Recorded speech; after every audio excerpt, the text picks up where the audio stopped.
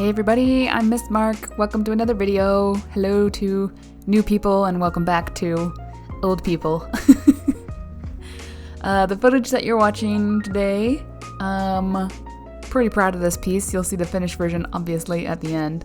But it's the first time in a long time I actually allowed myself to work on an illustration for a long time. I think this is a few hours instead of, a quick 45-minute sketch. This actually took hours, and it felt really good to basically just try to take it to its limit. That I haven't done that in a long time, it feels like, especially not with digital illustration. So anyway, proud of it, proud of me. Yeah, I think I included most of the footage. It was a lot. It's been a long time since I had to edit down that much footage, so hopefully you guys like kind of how I selected and edited what's in the video, because it would have been hours long. It was hours of work, so I didn't want this to be ridiculously long, so hopefully it still feels pretty cohesive and you can kind of see how the image came together. Anyway, I randomly went down my list of topic ideas for YouTube because I just was looking at this and not getting any ideas. And one thing that I wanted to talk about, that was in my list of ideas, is the fact that I have a day job and it's not art related, but I love it and it makes me love my art even more. So I used to believe that it was every artist's dream or goal to quit their day jobs. I actually kind of spent years thinking that I personally wasn't a real artist because art wasn't my source of income. I struggle with that a lot, and I know I'm not the only one that, you feel like you need to have clients or customers to be legit. So I spent a long time thinking that.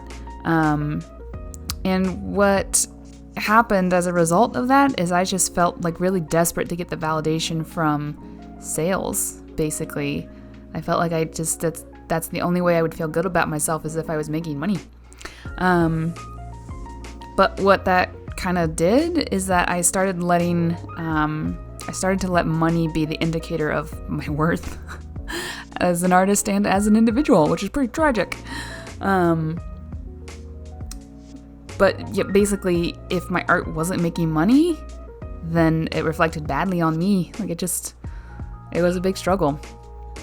The weird thing, though, that kind of served as a wake-up call for me is that at one point, briefly, I was making decent money, not crazy amounts, but I was making decent money from my art, and I felt worse than I've ever felt about my art before. I felt so detached from everything that I did, and on top of feeling detached and not enjoying it, I felt guilty for not being happy.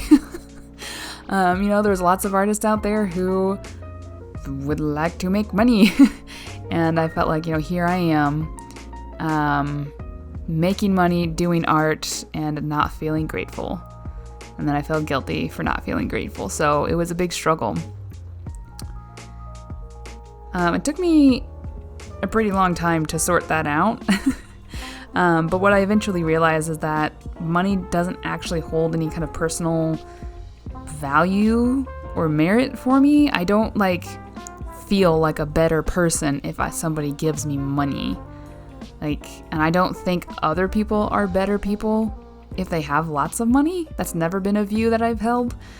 But I wasn't acting. I was acting as if money was an indicator of personal value. So once I kind of let go of that idea and actually told myself, money doesn't mean you're a good person. It doesn't mean you're a good artist either. Once I let go of that, I kind of started to have a better relationship, I guess you could say, with myself as an artist. Kind of got along better once my goals were a little bit more aligned, I guess. Anyway, fast forward to today. I'm currently employed as a nanny for a couple families, and it's pretty amazing to have stable income that does not depend on me being super creative. It doesn't depend on me doing well with my art. I can be a good nanny no matter what. being a good artist, like there are days where I just don't want to, and I definitely don't want to force myself to do it. So having steady income that doesn't require my art to be good is pretty amazing, not gonna lie. Obviously, there are lots of people who have art-related jobs and they don't feel drained or depressed by their paychecks. Lots of people are quite happy having art jobs, so I'm not at all saying that artists shouldn't look for jobs or anything ridiculous like that. Not saying that. But I wanted to share this because I know I'm not the only person who has this ingrained idea that if you're not getting paid, it's because you're worthless. And that sounds really harsh, but I feel like it's important to say it out loud to convince yourself. You know, it's ridiculous to think that not getting paid means you're worthless. That's a silly thought. So I wanted to share it in case there's artists out there who don't actually want to like work for clients, maybe you don't want to have an art job, you just want to make art. So I'm just sharing that that's completely fine. You're still an artist. That's valid. Now, what I have discovered is that it's not just the money. If the money happens kind of more incidentally, like as a side effect, it doesn't stress me out. So for example, Patreon and Skillshare and Redbubble all are sources of income for me, and they don't stress me out. It's more like a pleasant, like, someone decided to give me money for this. That's nice. I didn't try super duper hard to convince someone that they should do it. And it's completely voluntary. Like if they didn't like what I was providing, they wouldn't have paid. And what they're paying for is basically already clearly established. It's not like a commission or something where I hope that they get what they paid for. Like they already know what they're paying for. So anyway,